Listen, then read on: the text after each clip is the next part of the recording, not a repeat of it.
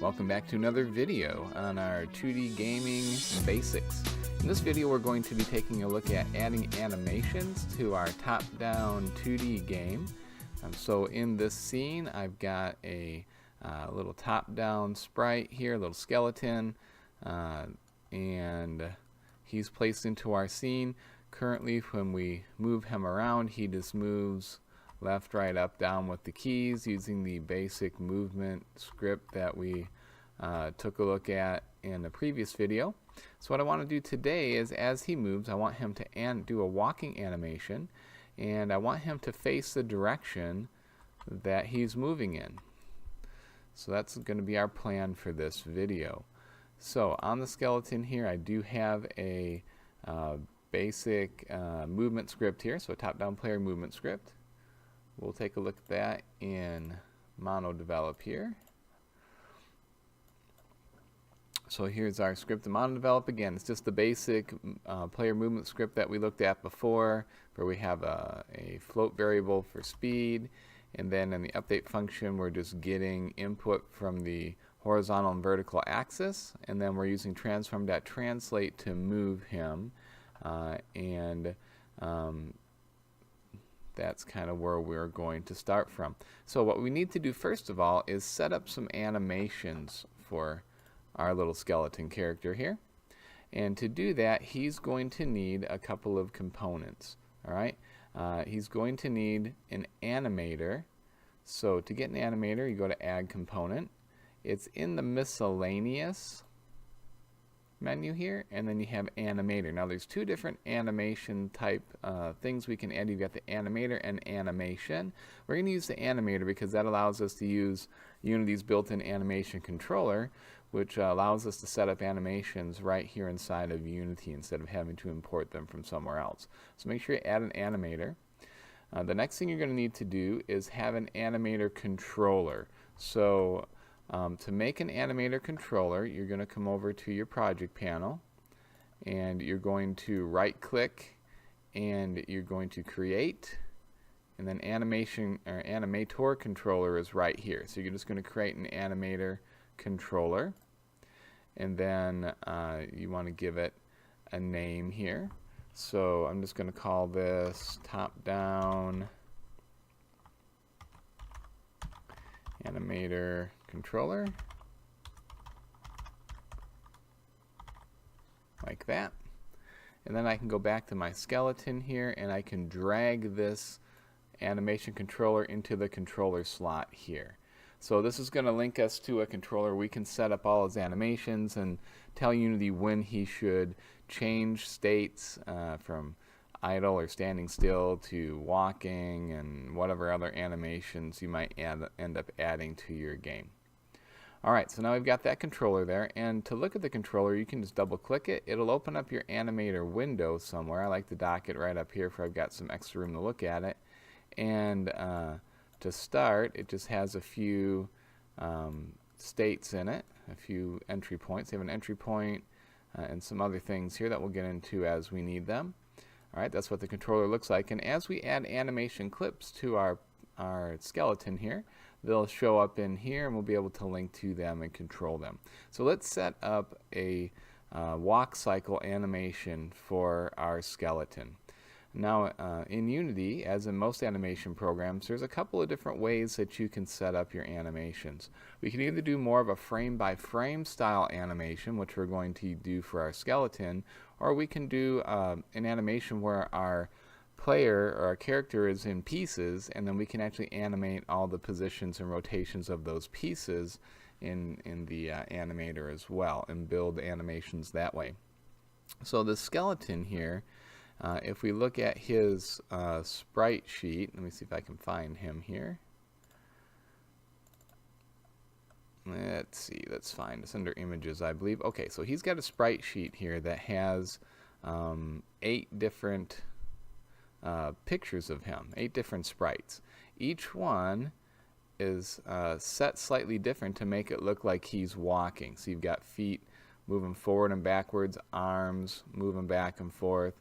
So we're actually going to use these to make a frame-by-frame style animation for our skeleton. All right.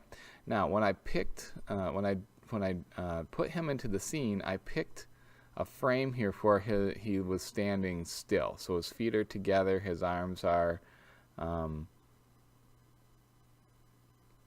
straight next to each other, and I just dragged one of these out into the scene. So that's what I have here. That's his current sprite. Is skeleton move 2. Matter of fact, that's a bad name for him. Let's just change this to skeleton right here.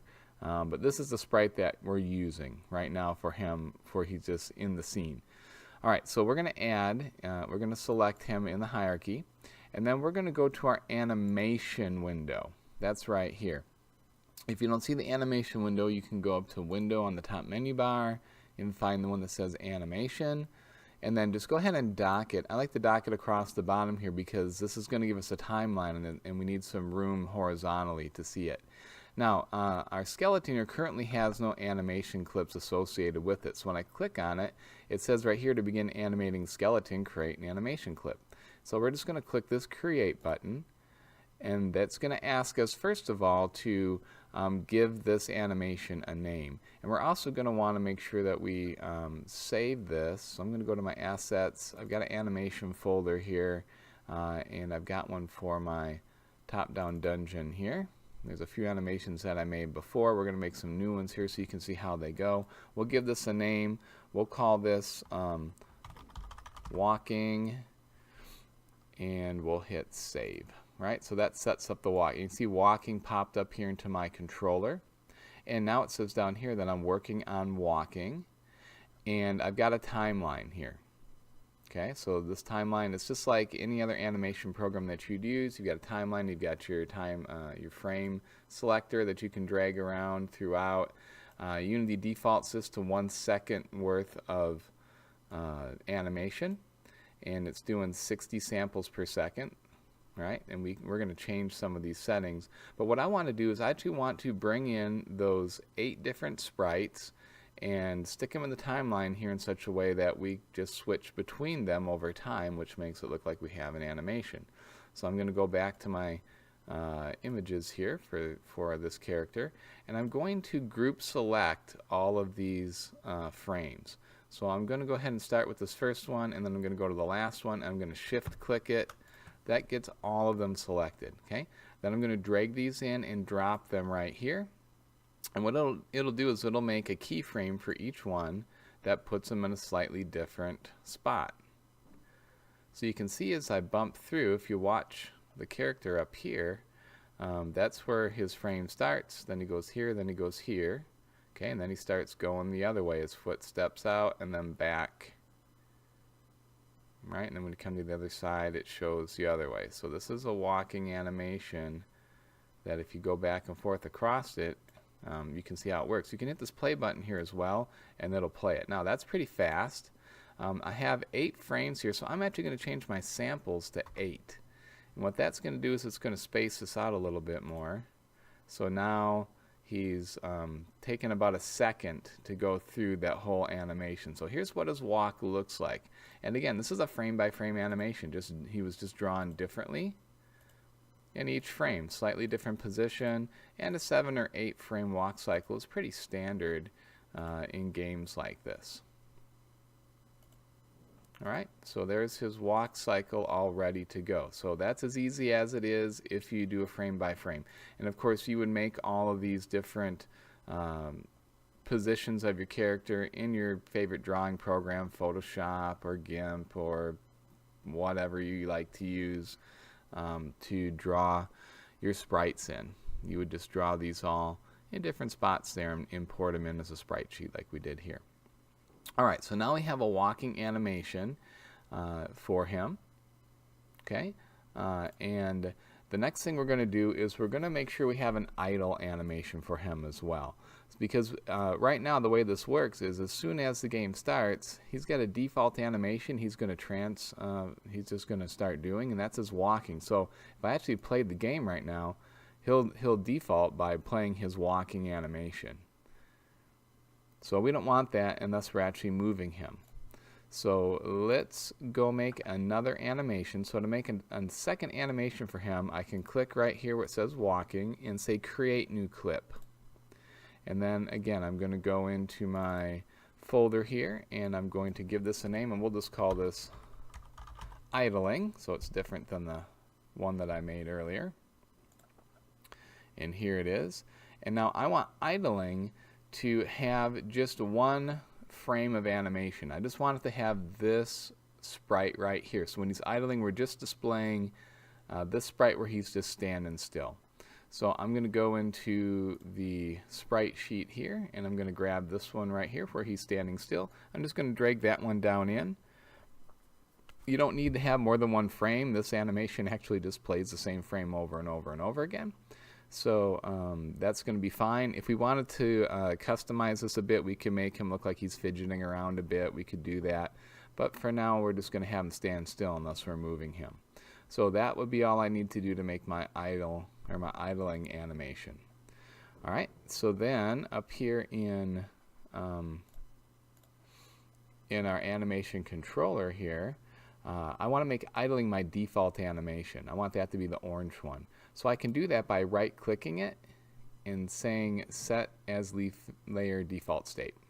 And then you see when this entry, so when this animation controller starts working, which it does right away, it'll transition immediately to idling. So now if I hit play, he'll just stand still because he's idling. And you can actually watch this going here in the animator. You can see that it's just looping through this idling animation, and since there's only one frame here, he just stays the same. Alright, so we've got him there. Now what we need to do is start looking at how we can make the character start playing his animation when we're moving him. We also want to make sure that we get him facing the correct direction as we're moving him. So let's start with just getting him facing the correct direction whenever we are moving him. So we're going to go back to our script, and let's take a look and see what we have here.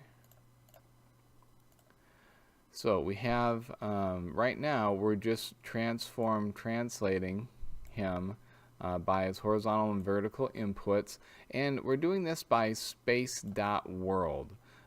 That makes sure that whenever we're pushing the left arrow, we're always going to move left in the world coordinates, not in his personal coordinates, because as we rotate him around, we don't want him to move the wrong direction. So we want to make sure we say space.world there instead of space.self. Alright? So now what we need to do is, before we start moving him, we need to decide which way he should be facing. So right now he's facing down. So we would want him to be rotated downwards when we're pushing the down button. When we push the up button, we're going to want him to flip around and be facing the other direction. When we push left, we want him to be facing to the left, and right, we want him to be facing to the right. So we're going to have to rotate his transform to face the direction that we want him to be. So for instance, if we want him to go up, we're going to have to rotate him around the z-axis here 180 degrees. So if when we go up, we're going to want to change his rotation to 180. When he is facing down, we want him to be rotated 0. When he's facing to the left, that's going to be, right will be 90 degrees. So this is kind of get all these. 180 to go up, and then it would be 270 to go left. So we're just going to need to change this rotation based on which direction he's moving. Okay, so that kind of gets us our problem in mind that we want to solve in our code. So now we're going to go and add that functionality in. So let's do some checking here. Now we've got some inputs. We've got a horizontal and vertical input that are going to give us some numbers between a -1 and a +1. So we can actually use that to see which way we're trying to move him. So we're going to just ask a question here with a conditional statement. We're going to say if horizontal, if that is, let's say, greater than a really small number here, so 0.01. So that means that if horizontal is greater than a 0.01, that means that we pushed one of our right directional keys. because that will return us a positive value in our input get axis. Another thing you might notice that is changed is I changed this to a get axis raw. Before it was just a get axis, and get axis has some easing in it, which means that when you stop pushing the key, it takes half a second or so for our object to stop moving. Once we start adding animations in, that can start kind of making our controls feel a little sluggish. So if you put get axis raw in there, that takes the easing out. So as soon as I stop pushing a button, the player immediately stops. So that's something new that you might not have seen before. That's right there. Okay, so back to our conditional statement here. So if we get a horizontal of a 0.01 or bigger, then we want to make sure that our player is facing to the right. So to do that, we're going to say transform.rotation. That's going to allow us to put a new rotation amounts in our rotation part of our transform. We're going to set that equal to a quaternion. So quaternion is Unity's way of doing rotations. So they don't use degrees or radians, they use quaternions. So we're going to do a quaternion, but we want to work in Euler angles. So we're going to say dot Euler. Euler angles are the normal angles that we're used to using, 45 degrees, 90 degrees, 360 degrees. So this is normal degrees. And I need to build here now how many degrees I want to rotate around the X, Y, and Z axis. And I can do this in degrees here now. So I can put in that rotation. So I want them to be rotated 0 on the X and 0 on the Y, because we're always just rotating him in our 2D game on the Z axis. And if he is facing to the right, that was where I wanted him to be at 90 degrees on the Z axis. So if he is greater than the 0.01, then we know he's moving right, so let's rotate him to the right. So let's go ahead and save that and go back into Unity, and let's just see if I push right if he actually will start facing to the right. So we'll hit play. There he is. I'm going to up and down, he stays the same, but right, he now turns to the right. Now he stays to the right because we have to handle the other directions. Alright, but that did turn him to the right when I pushed my right key. So that just means we have to go back in and just kind of do more of the same.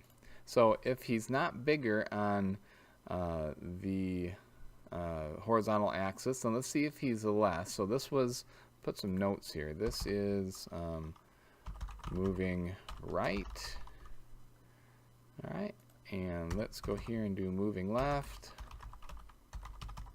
So again, we can actually just kind of copy this and paste it in. This time we're going to ask if he's less than, if horizontal is less than a negative 0.01. So that means we're on one of our left directional keys. And if we're going to the left, we actually want him to be at 270 degrees rotation on the Z-axis. So that should move him 3/4 of the way around so that he's facing to the left. Okay, so let's check this out, make sure this is working the way we want it to. And again, we'll hit play.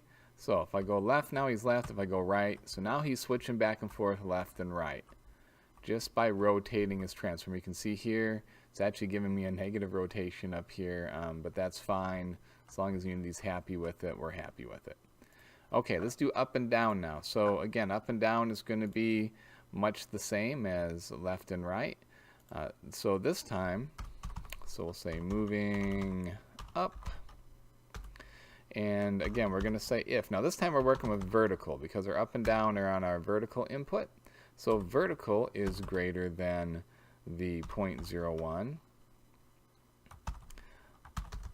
Then we're going to put a new rotation in. So let's copy this. And we'll say transform rotation equals the quaternion Euler. And moving up is rotating him 180 degrees. His default is pointing down, so to get him up we have to turn him 180 degrees around. So we'll rotate him to 180. And then we just have to do moving down.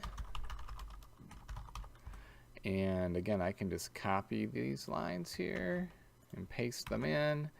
And here I can say if the vertical input is returning us a number less than a negative 0.01, then I want him just to go back to that 0 rotation, his default rotation like that.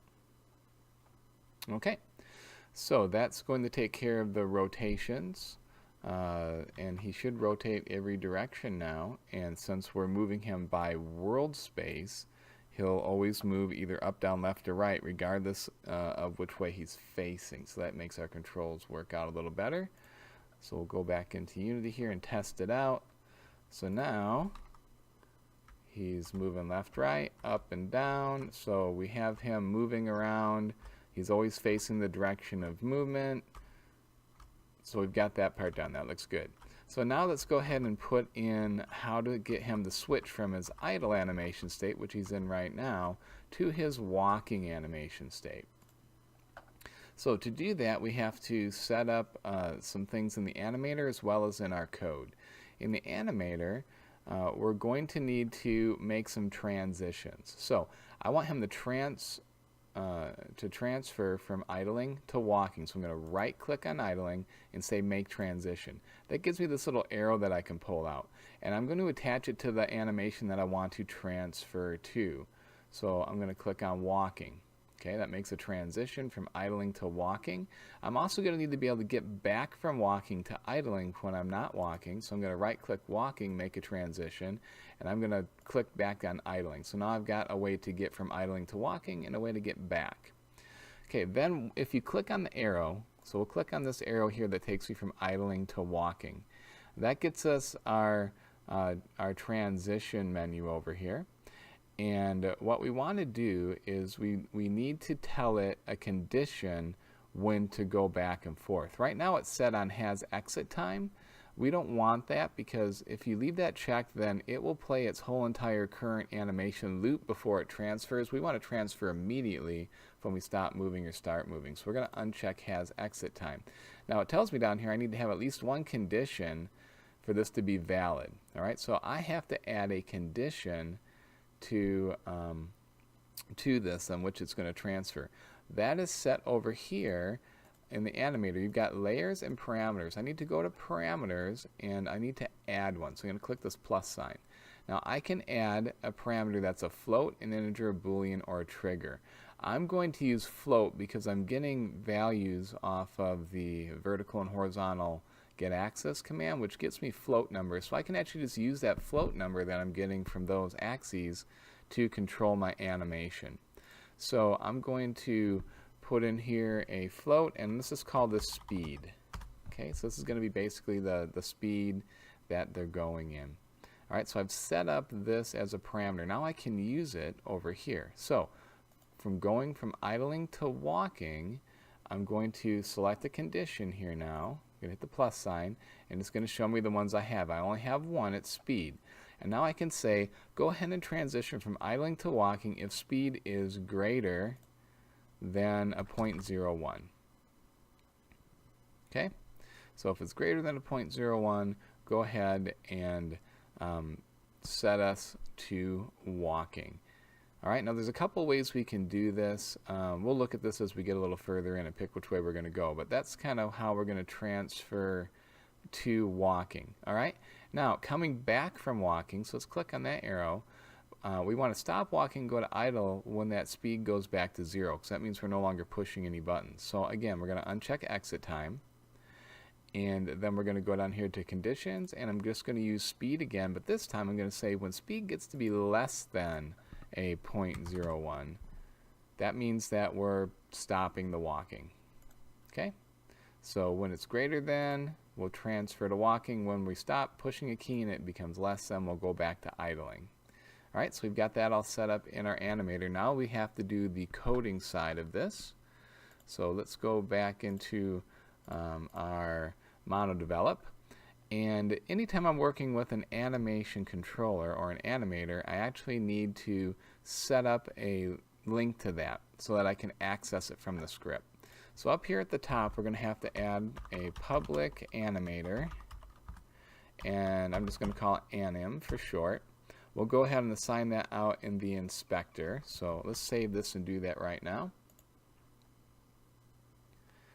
Click on our skeleton here, and now he's got this animator variable, I'm going to go ahead and grab the animator component from here and just drag it down to here. Okay, so now Anim is hooked to its own animator here, which gives us access to the controller, so we can tell it to change the values of my speed here to make it go between these two states.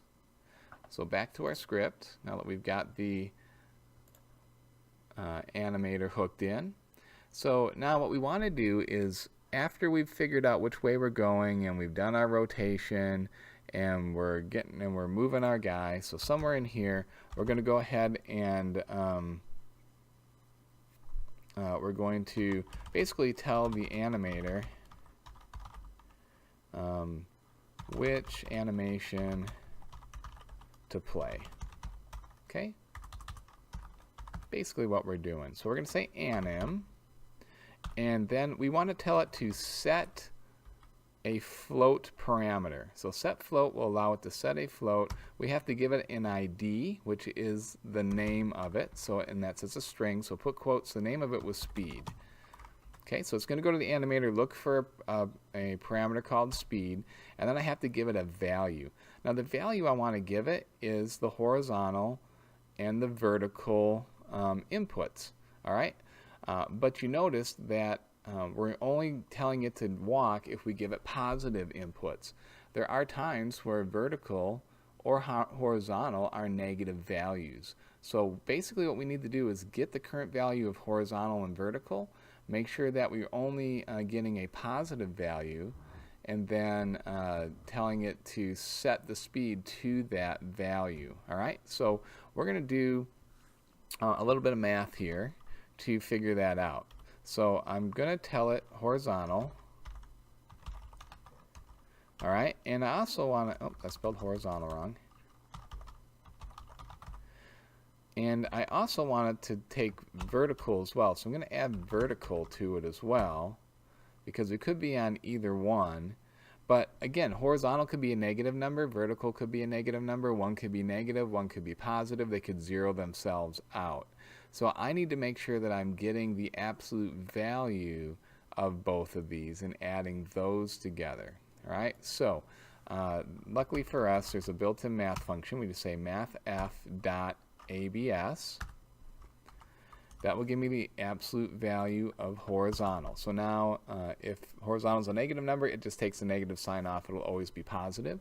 Let's do the same thing here for our vertical. So mathf.abs, vertical, we'll move that parenthesis to the other side there. And now basically what it's going to do is it's going to get the absolute value of horizontal and the absolute value of vertical, add them together. If either of my keys is being pressed, I'm going to get a value bigger than my 0.01. If they're both being pressed, I'll get a value maybe up around 2, but it doesn't matter. All we want is a value bigger than 0.01. And that will send that to my animator. So now, after we do all this, is going to send to my animator to the speed. It's going to change its value here. That's what set float does. And then if that value is bigger than my 0.01, I'm going to transition to walking. So let's test it out here real quick and see if it works here. Okay, so there we go. You notice how my animation is playing, and when I stop playing, he goes back to idle, and it works up, down, left or right.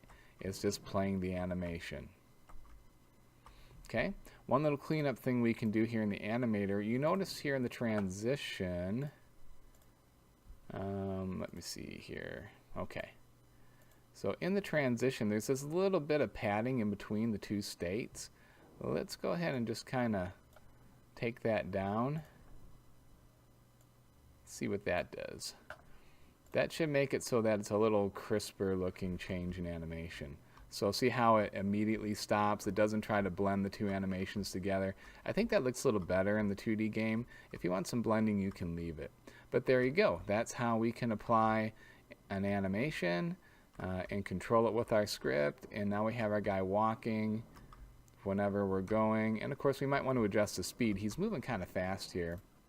So we might want to go in and change his speed to something like a 2, so that he looks like he's lumbering around a little slower. That looks a little better. We might even want to consider going to a 1.5. Anyway, that's enough for this video. There's quite a lot in here. Hope you enjoyed it. Have a great day.